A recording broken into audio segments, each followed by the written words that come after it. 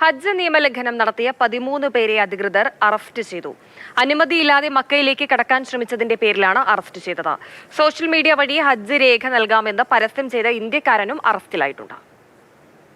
3 വ്യത്യസ്ത സംഭവങ്ങളിലാണ് ഹജ്ജ് നിയമങ്ങളും നിർദ്ദേശങ്ങളും ലംഘിച്ച 13 പേർ അറസ്റ്റിലായവരിൽ 12 പേർ പ്രവാസികളും ഒരു സൗദിയും ഉൾപ്പെടുന്നു. ഹജ്ജ് സുരക്ഷാ സേനയാണ് അറസ്റ്റ് ചെയ്തത്. ഹജ്ജ് അനുമതി പത്രമില്ലാതെ ദുർഘടമായ വഴികളിലൂടെയും താഴ്വരകളിലൂടെയും മക്ക നഗരത്തിലേക്ക് പ്രവേശിക്കുവാൻ ശ്രമിച്ചതിന് 5 തുർക്കി സ്വദേശികളെയാണ് സുരക്ഷാ സേന ആദ്യം പിടികൂടിയത്.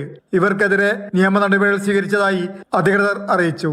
അതേസമയം സോഷ്യൽ മീഡിയ പ്ലാറ്റ്ഫോമിലൂടെ വ്യാജ ഹജ്ജ് സേവന പരസ്യങ്ങൾ പ്രചരിപ്പിച്ച് തട്ടിപ്പും വഞ്ചനയും നടത്തിയ 4 പ്രവാസികളെയും മക്ക പോലീസ് അറസ്റ്റ് ചെയ്തു.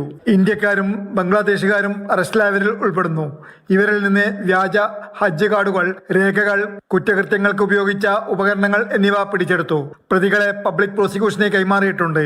മറ്റൊരു സംഭവത്തിൽ ഔദ്യോഗിക ഹജ്ജ് അനുമതിയില്ലാതെ 3 അഫ്ഗാൻ സ്വദേശികളെ മക്കയിലേക്ക് കടത്തുവാൻ ശ്രമിച്ച ഒരു സൗദി പൗരനെയും ഹജ്ജ് സുരക്ഷാ സേന അറസ്റ്റ് ചെയ്തു. ഹജ്ജ് നിയമങ്ങളും നിർദ്ദേശങ്ങളും കർശനമായി പാലിക്കണമെന്ന് സൗദി ഹജ്ജ് മന്ത്രാലയം സ്വദേശികളോടും പ്രവാസികളോടും ആഹ്വാനം ചെയ്തിട്ടുണ്ട്. Jafar Ali, Palakkode, Mathrubhumi News, Mecca.